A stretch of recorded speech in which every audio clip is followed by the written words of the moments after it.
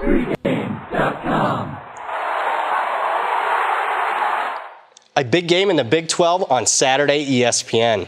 This is Brad Powers in the Pregame.com studios just off the Vegas Strip. We're talking Saturday college basketball action. We've got a big one in the Big 12, Kansas at Texas Tech. Kansas has been struggling against the spread. Who do you like? I'm actually going to play on Kansas in this one, and let's be frank here, we are taping this one on Wednesday, so a little bit of a line projection here. Let's call it for right now Kansas -7 or less. Let's talk about this Kansas team.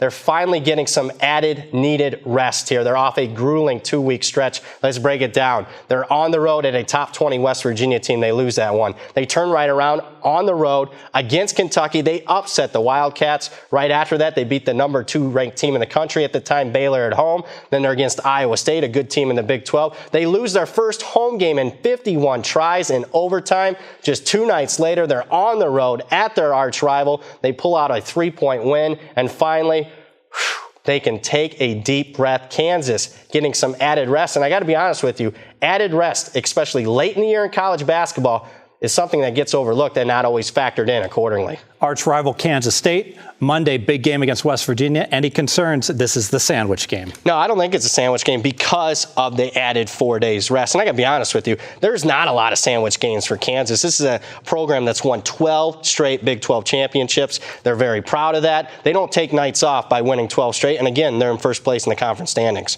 You could argue Texas Tech took a night off when they got bombed 85-68 in the first meeting.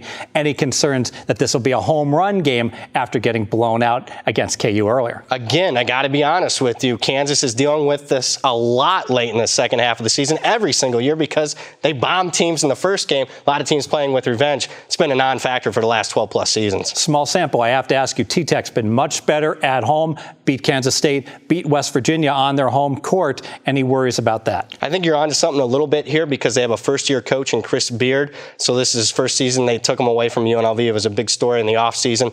But I think those big wins, those upset wins over West Virginia and Kansas State, all that does is get Kansas's attention, and they're not going to overlook them here. Your second key handicap. We got a key player coming back for Kansas. He actually came back in the Kansas State game, and it's not going to get looked at in the betting markets. His name is forward Carlton Bragg, and bear with me here. He only averages 6 points per game, 5 rebounds per game. He's a non-starter, so got to be honest with you, the betting public and even the sharps are going to take a look at this guy being back, and it's going to be a non-factor. It is a factor in my power ratings. I upgraded Kansas a half point. I love the fact that myself and everyone else in the world is making no adjustment, but you are. And let me tell you why. First and foremost, Kansas is depth shy on their front court. So they got a lot of key contributors that are playing a lot more minutes than what they should be. Bragg averages about 15 minutes per game, so he gets those frontline starters some rest late in the first half, early in the second half, so they can catch their breath. That's why he's worth so much. Very logical. Let's make it official. Yeah, let's make this one official. My pre-opener handicap says Kansas -7 or less.